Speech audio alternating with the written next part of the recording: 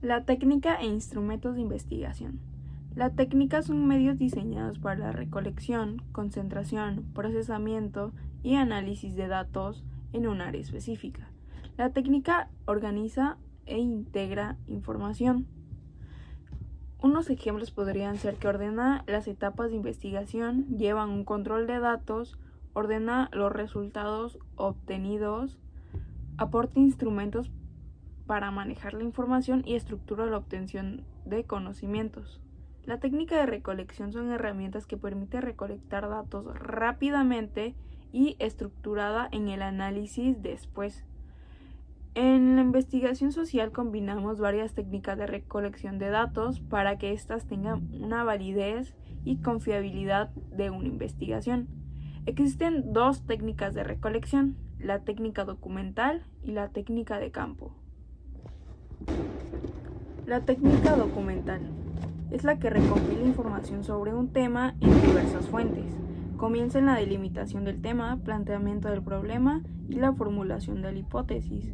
Es importante tener tener la información a la mano para después compararlo con los resultados y observaciones. Incluye varias fuentes e instrumentos como libros, revistas, cartas, fotografías, entre muchas otras cosas. La técnica de campo. La técnica de campo es la observación y el contacto directo. Algunos instrumentos de la técnica podría ser el cuestionario. Consiste en preguntas concretas para obtener respuestas de una cantidad de individuos sobre el problema que estudiaremos después. La persona llena por sí misma el cuestionario sin ninguna dificultad. El cuestionario se basa en el análisis de respuestas subjetivas y diversas. Las preguntas deben de ser entendibles y que la cantidad y calidad de datos pueda ser obtenida. Se puede obtener gran cantidad de información en un periodo breve. Los datos obtenidos pueden medirse, analizarse e interpretarse. Otra técnica de aplicación puede ser la de cuestionario de opción múltiple, en la que una persona elige entre una lista de posibles respuestas la que más prefiera. Puede elegir entre una o varias opciones. Esto hace que sea una medición estadística más puntual y sencilla. Por otro lado, también tenemos la entrevista. Consiste en obtener información de sujetos de estudio y ellos mismos propongan opiniones, actitudes, sugerencias que aporten datos para analizar y lograr responder las preguntas de investigación. Esta es un poco más personalizada, ya que interactúa más con el entrevistador y la entrevista puede ser más explicada y se pueden resolver muchas más dudas. Esta asigna información precisa y concreta. Existen dos tipos de entrevista, la entrevista estructurada y la no estructurada. La estructurada formula un cuestionario previo y se plantean las preguntas en un orden al entrevistador. Las preguntas deben de ser puntuales, con respuestas cortas y claras. Igualmente, el entrevistador debe de elegir alternativas de respuesta y profundiza en la opción elegida. También presenta limitaciones al investigador para interactuar con el entrevistado. Y la no estructurada es la interacción entre el entrevistador, es un poco más práctica y prepara las preguntas. Pueden ir desordenadas o como él quiera. El entrevistador es espontáneo y el entrevistador debe de mantenerse sin emociones, neutralmente, y debe estar atento y no influir en las respuestas. La encuesta. La encuesta se redacta y se entrega al encuestado por diferentes formas. Puede ser impreso, electrónico o entre muchas otras formas más. Esta se estructura rígidamente y las respuestas son de opción múltiple o pueden ser encuestas de opinión. El fichaje. El fichaje registra datos en un formato que se organiza la información ya que la tenemos recopilada. Existen 3 tipos de ficha de comentarios: la de registro de observación y la ficha bibliográfica. La de comentarios es donde se registran notas personales o ideas sugeridas a lo largo de una investigación y es lo que observamos en la investigación total. La de ficha de registro de observaciones sirve para profundizar en comentarios las observaciones. Y la ficha bibliográfica es donde se anotan datos del libro, de los artículos de una biblioteca, publicaciones, entre muchas otras. Y esta debe incluir el nombre del autor, título del libro, año de la publicación, editorial y país de origen. Bueno, voy a explicar lo que son las técnicas de procedimiento, concentración y análisis de datos. Para empezar, las técnicas de concentración de datos es aquella etapa en donde buscamos concentrar y organizar la información que obtuvimos de la recolección de datos de nuestra investigación. ¿Para qué? Pues necesitamos que esta información no esté revuelta y podamos identificarla más fácilmente para que nos ayude en las siguientes etapas, que son en la etapa de procedimiento y análisis de datos. Esta información se puede clasificar en lo que son esquemas, cuadros, que no sean fáciles para identificar los títulos y las partes más importantes de la investigación. Después, la técnica de procesamiento de datos. A veces los datos llegan a tener ciertos errores. Es por eso que en esta etapa tenemos que identificarlos y eliminarlos, al igual que si un dato se llega a duplicar, haciendo que la información pase a un plano más limpio. Esto nos va a ayudar para que podamos expresar la información, es decir, darle un sentido para cuando podamos analizar los datos. Por último, la técnica de análisis de datos. En esta etapa vamos a mejorar nuestros objetivos de la investigación, ya que tendremos toda organizada nuestra información para poder ver lo que los datos nos quieren decir.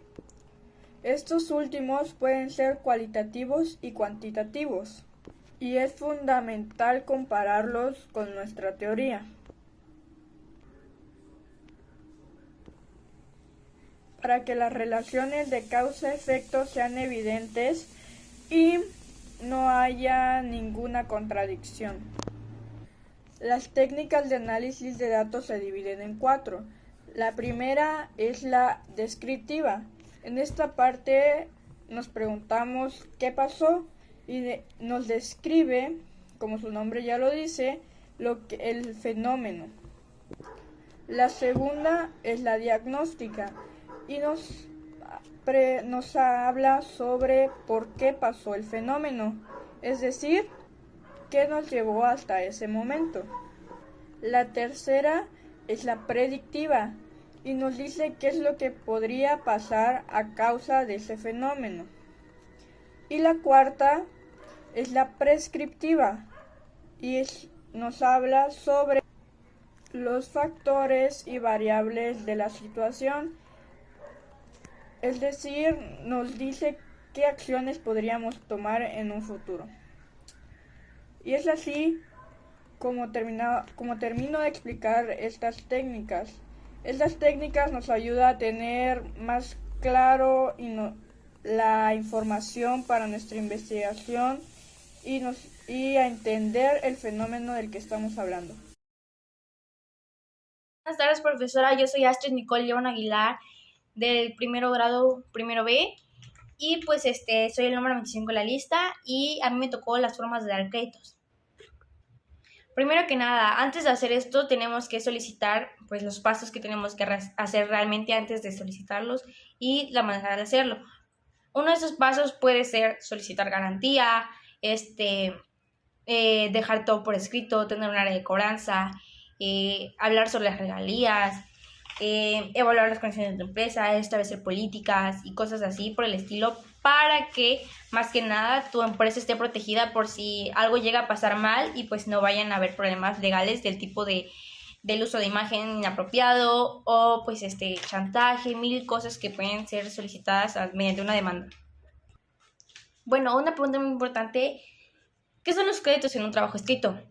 consiste en la mención de personas o entidades que han participado en la creación de en este caso en un escrito. Por ejemplo, si a mí quieren hacer el uso de este video, me tienen que dar créditos en cuestión de video. Aparte, si yo escribo un libro, a mí me tienen que dar créditos, me tienen que decir si pueden, o sea, tienen que tener mi permiso y tienen que mencionar el nombre del mío. Por ejemplo, soy una empresa, mi editorial, todo eso, pues principalmente para que no haya problemas, porque incluso pueden hacer el uso de mi imagen y yo los puedo demandar precisamente. Unas formas de dar créditos son estas: citas textuales, citas de referencia de texto, citas directas o pueden ser bibliográficas. Una bibliografía, como que pues toda la información, de dónde sacaba la información. En este caso es casi lo mismo, pero en diferentes cosas de cómo dar créditos. Pueden ser, por ejemplo, una bibliografía de una empresa grande o ya sea con citas textuales, que son muy importantes. Y por último, las formas de dar créditos son muy importantes porque podemos evitar algún tipo de problema, fraude o estafa. Entonces eso hay que tomarlo desde un principio al momento de realizar algo, como por ejemplo un libro.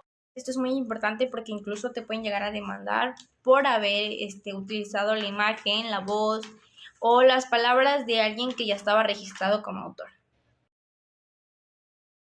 Se puede definir como una predicción o una explicación provisoria. De esta puede ser dos problemas o más. Esta también se puede definir como problema-respuesta o problema-solución, la cual esta puede derivar los problemas de investigación o métodos de investigación. Esta también se puede definir como algo que se está justificando que está mal. En este caso estas pueden ser como justificaciones de las normas y también se justifican algo que está injusto o quieres que sea verdadero. Justificación en la investigación busca reconocer los conocimientos que tienes sobre la investigación que estás realizando. Objetivos pueden considerarse como metas o fines para alcanzar algún propósito que tienes en mente, o también un propósito de investigación. Algunas de ellas se centran en objetivos particulares, las cuales se definen como propósitos de asignatura. Teórico. ¿Qué es? Es el apartado de una monografía o un proyecto de investigación que se compone de un conjunto de referencias, conceptos teóricos y antecedentes en los que se basa la investigación. ¿Cuáles son sus características? Supone una identificación de fuentes primarias y secundarias sobre las cuales se podrá investigar y diseñar la investigación propuesta. La lectura de textos, libros especializados, revistas y trabajos anteriores en la modalidad de tesis de grado son fundamentales en su formulación. ¿Para qué nos sirven? Nos sirven para condicionar la información científica que existe sobre lo que se va a investigar, para tener conocimiento científico nuevo, para no cometer errores en nuestro estudio, a desarrollar o a prevenirlos, de ser posible. Nos da guías de cómo hacer nuestro estudio o a dónde dirigirlo. Nos da una clave o claves de referencia para ir interpretando los resultados que se vayan obteniendo en la investigación. Nos ayuda a concentrarnos en el problema estudiado. Nos ayuda a elaborar más adelante la hipótesis y nos ayuda a descubrir nuevo conocimiento científico.